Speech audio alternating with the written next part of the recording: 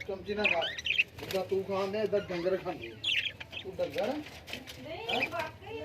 हाँ ये तोते इस कदर समझदार हैं कि जैसे ही मैं वीडियो बना रहा हूँ तो ये सारे इकट्ठे हो गए और ये देखें वीडियो के आगे आने की कोशिश कर रहे हैं। इनको पता है कि कैमरा चल रहा है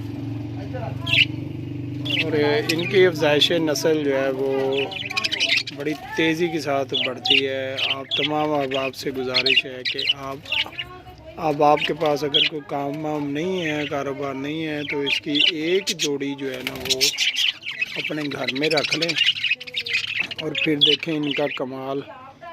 और अल्लाह की कुदरत की तरफ से इनको ऐसे है कि ये काफ़ी ज़्यादा बच्चे देते हैं।